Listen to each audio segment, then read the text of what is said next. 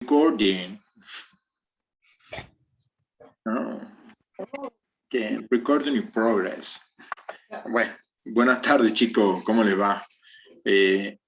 La semana pasada les había quedado en contar un poco cómo era el tema de la minería de litio y los trabajos exploratorios, que fundamentalmente es lo que están desarrollando la mayor parte de los proyectos, tanto en los salares de la Puna de Catamarca, Salta y Jujuy, aunque ya hay proyectos que están en producción, pero bueno, cada etapa o cada proyecto tiene su proceso de producción diferente, entonces no me quise meter en el tema, pero sí en el tema de la exploración.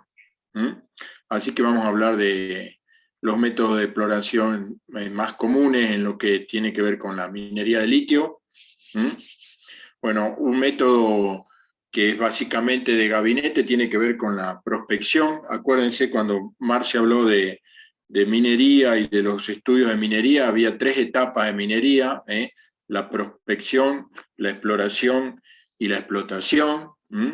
Entonces, en la prospección, básicamente se trabaja a partir de sensores remotos, y lo que se busca es analizar la distribución estacional de la nieve que puede acumularse en las cuencas. Acuérdense que la minería de litio se desarrolla en salares que son cuencas endorreicas de la Puna, y entonces es importante analizar cómo es la recarga de esos salares. Se ven los patrones de inundación de esos salares en distintos momentos del año.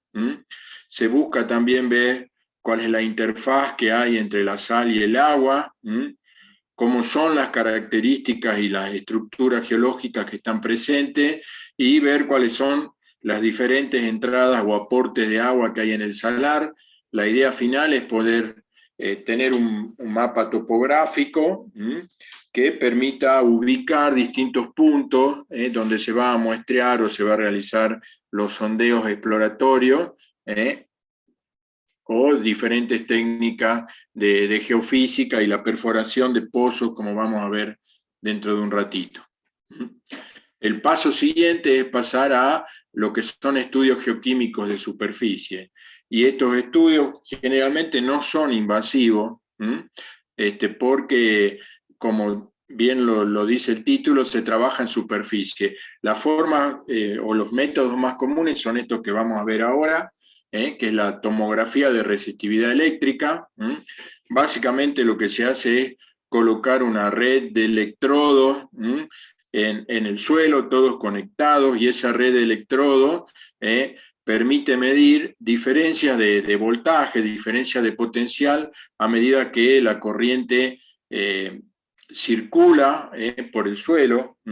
Estos estudios de tomografía de resistencia o resistividad eléctrica permiten alcanzar profundidades de hasta más de 100 metros, y dan como resultado una imagen en 2 dimensiones, en donde es posible detectar, por ejemplo, la presencia de agua subterránea, ver cómo son los mecanismos de circulación del agua subterránea, analizar la geotecnia del suelo y ver cuáles son las estructuras que están presentes. No solo sirven para la exploración minera, sino que, por ejemplo, en lugares donde hubo derrames subterráneos, por ejemplo, es común usar donde hubo tanques de combustible enterrados en estaciones de servicio, y hay derrames por rajaduras en esos tanques que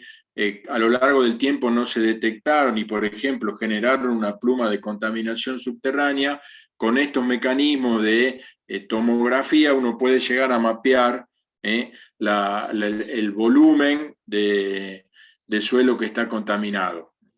Lo que se obtiene como resultado final, ahí tienen un ejemplito, es una imagen 2D que nos da la distancia y la profundidad de las estructuras que están presentes en el suelo a partir de la resistencia que ofrecen esas distintas estructuras geológicas.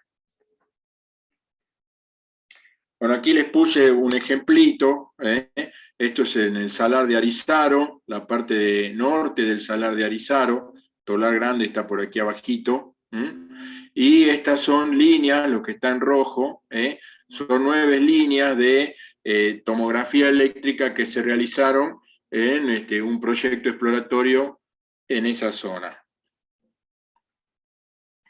Otros 2 métodos son los que vimos el otro día cuando hablamos de exploración sísmica, de exploración en hidrocarburos, y dijimos que 2 de los métodos frecuentes antes de pasar a la adquisición sísmica era la magnetoteluria y la gravimetría, y como ya les había contado, en uno se miden las diferencias en el campo magnético que pueden existir en una determinada superficie, y en el otro las diferencias en el campo de gravedad de la Tierra.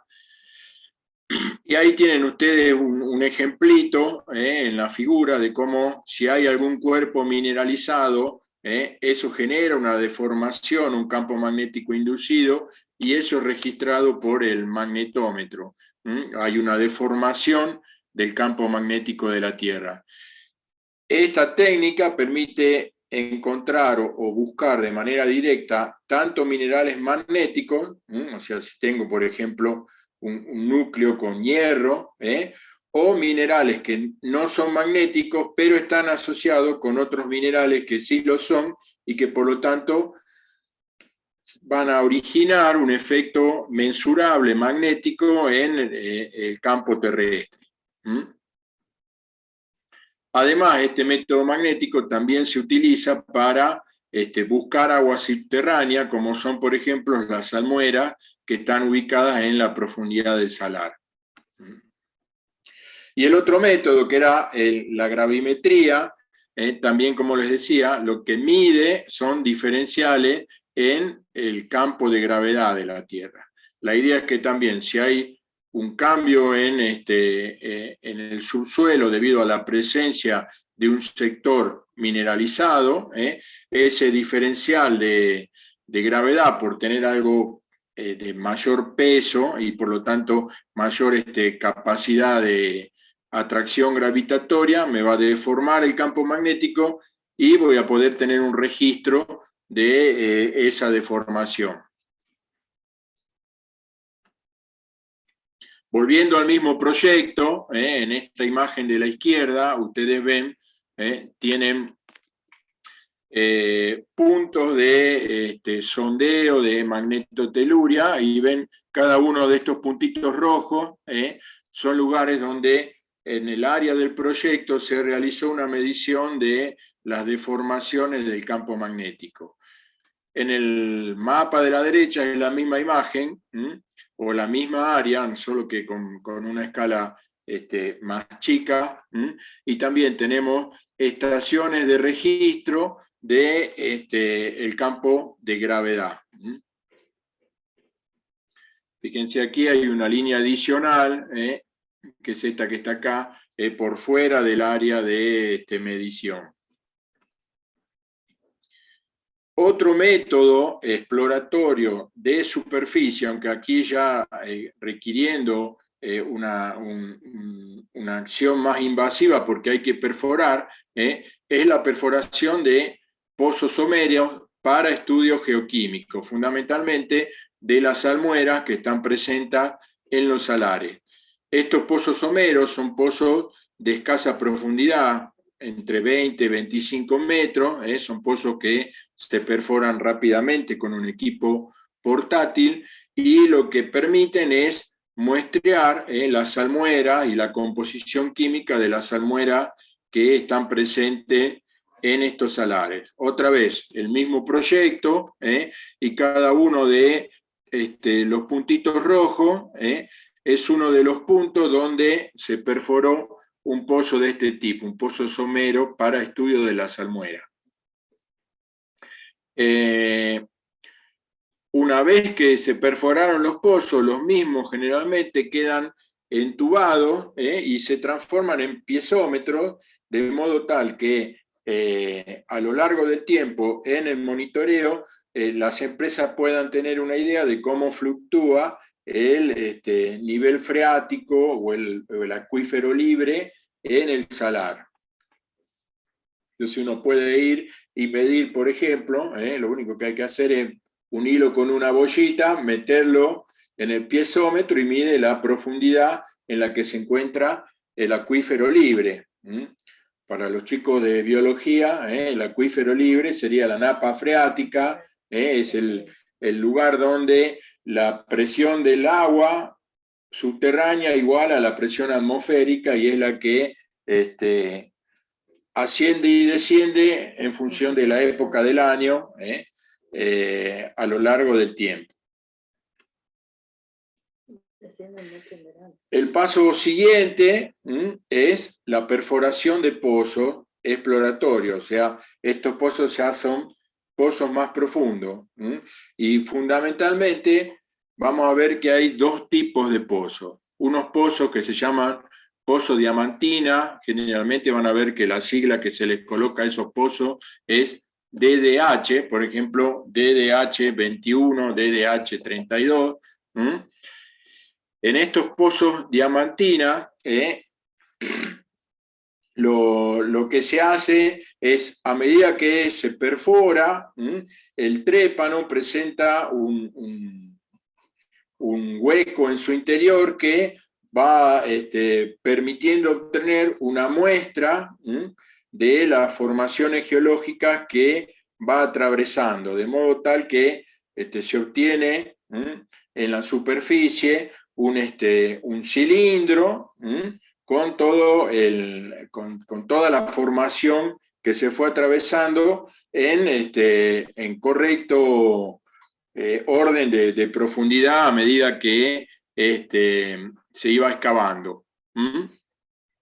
Entonces, eso permite obtener a los geólogos información para descubrir, estudiar dónde están los yacimientos minerales, le permite también obtener datos para ver el diseño del sistema de explotación que se va a utilizar, etc. Cuando esos pozos, aquí tenemos un equipo de perforación con diamantina, un pozo de DH, y cuando el pozo queda terminado, como ven ustedes aquí, el pozo generalmente también se entuba y se transforma en un piezómetro. Les puse una fotita de cómo quedaría un pozo terminado de diamantina, para que ustedes vean. El otro tipo de pozo que se perfora son los pozos con sistema rotatorio o sistema rotary, que van a ver que las siglas que tienen generalmente son RW. Unos son DDH y los otros RW. En los sistemas diamantina, lo que hacen los geólogos es extraer una muestra de los distintos estratos que van perforando, mientras que en esta el equipo de perforación es similar al que vimos cuando hablamos de la exploración hidrocarburífera, o sea, el funcionamiento es el mismo porque el equipo de perforación de pozo petrolero es un equipo rotary. Entonces tenemos un trépano que funciona como un taladro y va perforando la formación. A medida que se perfora, se va entubando el pozo y hasta llegar a la profundidad programada. Una vez que se llegó a la profundidad programada, en este caso a donde se encuentran las salmueras que queremos aprovechar, lo que se hace es colocar unos caños filtrados. Aquí puse unos caños, si ustedes ven, se ven unas líneas, esas líneas son todas ranuritas que permiten entubar el pozo con la porción inferior, con los caños estos cribados, de manera tal que la salmuera pueda ingresar a estos pozos perforados con este sistema rotary. El pozo se ensaya, o sea, se prueba a ver qué niveles de producción tiene, cuánto se puede bombear diariamente, y si tiene los rendimientos adecuados y la calidad de salmuera adecuada, se instala una bomba sumergible para ponerlo en producción, o sea, para poder hacer la extracción de litio. Puse aquí unas fotitos de, estos ya no son del proyecto de Arizaro, sino que son en el Salar del Hombre Muerto, el proyecto de POSCO, y ustedes ven, la locación del pozo queda cercado, este es el pozo perforado, con el sistema de bomba y un salmueroducto que lleva la salmuera hacia las piletas donde se concentra la salmuera. Bueno, este es un tablero de control y este es un generador que permite el funcionamiento de la bomba sumergible que está instalada aquí. El pozo, bueno, está alambrado para que no se metan animales ni personas ajenas al proyecto, por una cuestión de seguridad, tanto de los terceros o de la fauna como de los equipos que están ahí instalados. Y finalmente, en todos estos proyectos que se realizan en salares, se realizan también estudios hidrogeológicos de superficie, o sea, no solo se hace un análisis a nivel de imágenes de cuáles son los ingresos de agua a los salares, sino que a partir del estudio de las variaciones en los niveles de los piezómetros y la medición de caudales en los ingresos, por ejemplo, de arroyos o ríos que pueden entrar a los salares, más los datos de estaciones meteorológicas que también se instalan en los salares, se hace toda una modelación para obtener finalmente el producto final, que es el modelo hidrogeológico de cómo funciona el salar, cómo recarga, etc. Entonces, fundamentalmente, esos son los estudios que se realizan en este tipo de proyectos. Marce, podés cortar y arrancamos con la otra si querés.